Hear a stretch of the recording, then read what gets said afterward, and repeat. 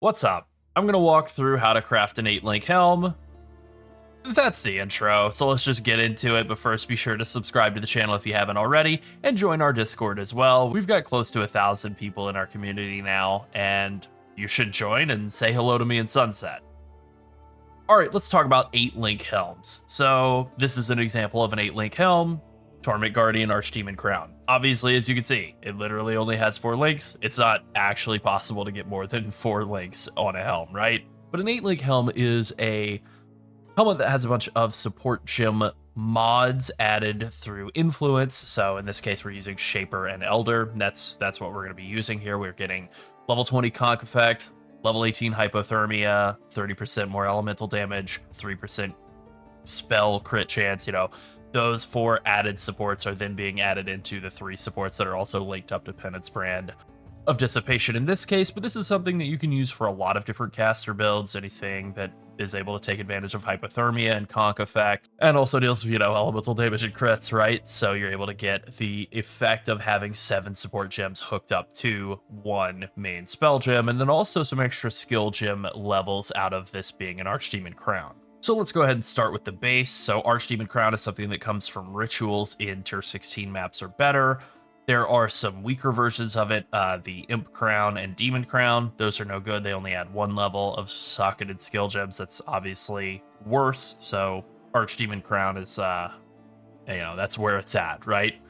So in terms of being able to get the helm with both Shaper and Elder influence, it's really not that complicated. What you need is just simply either a Shaper or Elder Exalted Orb now, so you'll just buy an uncorrupted, uninfluenced helm. That's probably going to be cheaper, but obviously price it out and see, and then you will just buy whichever of the 2 is cheaper. As far as Exalted Orbs go, either Shaper or Elder Exalted. This is something that was added in the latest patch. It's made this process cheaper than normal. They're basically the same price now, so you just slap one of them on there, and then you want to use an Awakener's Orb, which I have some of those sitting in a tab right here. That's a Dominance Orb. Here we go, an Awakener's Orb. So what you'll do is you will, if you have an Elder Archdemon Crown and then just a regular Shaper Helm, you right-click the Awakener's Orb, click the Shaper Helm, then click the Archdemon Crown. It will destroy the first item, and then reforge the Archdemon Crown to have the influences of both. Now you have a Shaper Elder Archdemon Crown, and you can actually begin the process of crafting. Alright, so what we're looking for on this helm is to get our suffixes set first, and then we're able to solve our prefixes later. So we're looking to get this more elemental damage modifier that comes from a corrupted essence, that comes from Essence of Horror, but just spamming Essence of Horror on the helm until you get hypothermia is prohibitively expensive. These are a very expensive essence, so it's really quite tough to do.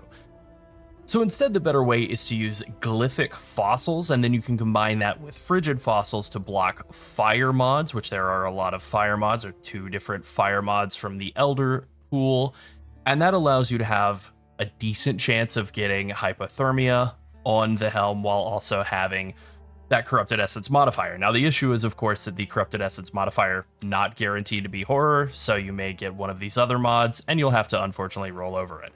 It happened to me a lot.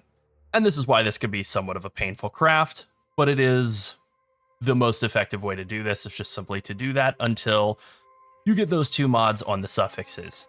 Then the pain part comes in, because if you don't have an empty suffix in addition to those 2, you are going to have to YOLO a null and hope that you don't hit the more elemental damage or the hypothermia. Once you have more elemental damage and hypothermia, then you're going to want to lock suffixes, so that's a crafted prefix, so you'll also need an empty prefix, and reforge crit, and then that will give you a 50-50 shot of either getting socketed spells or socketed attacks have increased crit chance. So I could show that off in the emulator here. Alright, so this is what that would look like. We have hypothermia, we have 30% more elemental damage, those are our only suffixes, we have 2 random crappy prefixes, and then the crafted mod suffixes can't be changed. So then we would harvest, craft, reforge crit, and that's going to guarantee that we get a crit suffix. Unfortunately, we got a 1% spell crit chance, so that's kind of a bummer. But it's still doable. So if you were to get this situation where you have socketed attacks have 1% crit chance, That's pretty bad, but you're kind of able to maybe make it work by using an Orb of Dominance and hopefully getting the Elevate on the Hypothermia. That'll remove either the Hypothermia or the crit chance. That is assuming that you don't have any influenced prefixes. If you do, then you would want to, like, lock suffixes and scour the prefixes and not, like, accidentally elevate some horrible prefix.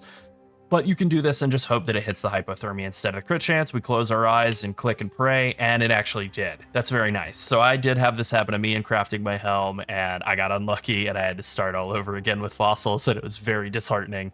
But yeah, this would be an ideal situation here. We would just go suffixes can't be changed, and then we would harvest Reforge crit, and we would pray that we get spell crit, and we got 2%. That's pretty good.